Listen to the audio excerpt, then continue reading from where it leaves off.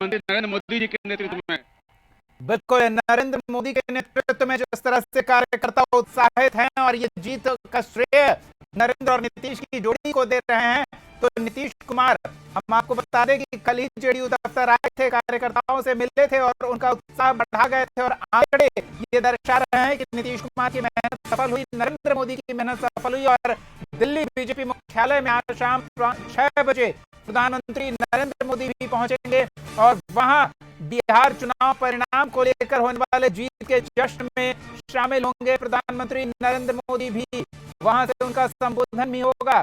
बड़ी खबर इस समय की आपको बता रहे हैं और आपको यह भी बता दें कि प्रधानमंत्री नरेंद्र मोदी एक बार फिर से बिहार आएंगे, क्योंकि वो वादा करके जनता से गए हैं। अपने आखिरी चुनाव प्रचार सभा में नीतीश कुमार ने जनता से कहा था कि ये मेरी आखिरी चुनावी सभा है, अब बिहार शपथ ग्रहण समारोह में ही आऊंगा। तो स्वाभाविक है शपथ ग्रहण समारोह नीतीश कुमार का ही होगा। एनडीए सरकार बन रही है तो नीतीश कुमार के शपथ ग्रहण समारोह में नरेंद्र मोदी भी आएंगे, इस बात की पूरी गुंजाइश है। चलिए सहयोगी राजीव के पास चलते हैं। राजीव, नरेंद्र मोदी खुद से कह गए थे कि शपथ ग्रहण समारोह में आएंगे, उन्हें भरोसा था और उनके भरोसे पर जनता ने मोहर लगाई है।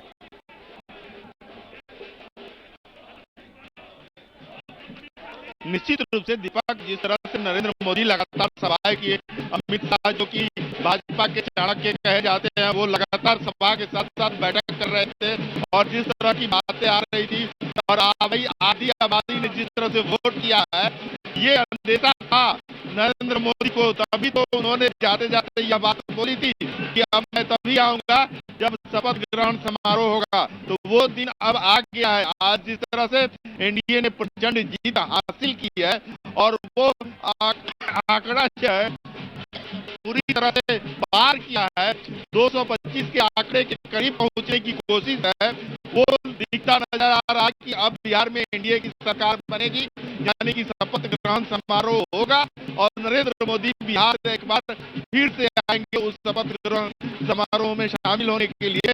तो ये कहा जा सकता है कि एनडीए ने जो सोचा था, एनडीए की जो मंशा थी और एनडीए ने जिस तरह की तैयारी कर रखी थी, वो दृश्य सामने देखने को मिल रहा है कि प्रचंड जीत के रूप में।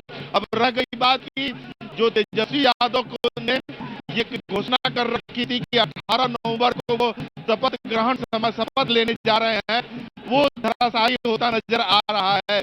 अब वो विधायक पद की शपथ भी ले पाएंगे या नहीं ले पाएंगे, इस पर भी सवाल बना हुआ है, क्योंकि राघोपुर सीट पर उन्हें कांटे की टक्कर बीजेपी प्रत्याशी से मिलती दिख रही है। चलिए राजीव, फिर लौटेंगे आपके पास। एक बार स्टूडियो में हमारे मेहमान जुड़े हुए हैं, उनसे भी समझ लेते हैं। चुनाव प्रचार का व्यापक प्रभाव परिणामों पर देखने को मिलता है, लेकिन प्रधानमंत्री नरेंद्र मोदी के प्रचार अभियान को लेकर विपक्ष हमलावर हुआ था। कांग्रेस नेता ने तो अलग से प्रेस कॉन्फ्रेंस कर कहा था कि ये प्रधानमंत्री के शब्द हैं, कट्टा, कटार, क्रूरता, इस तरह के शब्द कहीं प्रधानमंत्री उपयोग में लाते हैं। लेकिन शायद विपक्ष समझ गया था कि प्रधानमंत्री बिहार के जिस पहलू से जनता को रूबरू करा रहे हैं, जो याद जनता को दिला रहे हैं, वो याद का असर ये होगा कि विपक्षी खेमा महागठबंधन खेमा का सुपड़ा साफ हो जाएगा। सुनील जी, प्रचार अभियान में पीएम के शब्द भी विपक्ष के निशाने पर रहे थे, प्रेस कॉन्फ्रेंस किया गया था इन शब्दों के प्रयोग पर। देखिए, जो सच्चाई महागठबंधन की थी, प्रधानमंत्री ने उनको ही उजागर किया था। बिहार की जनता तो उसी से वाकिफ थी, लेकिन प्रधानमंत्री एक बार उनको याद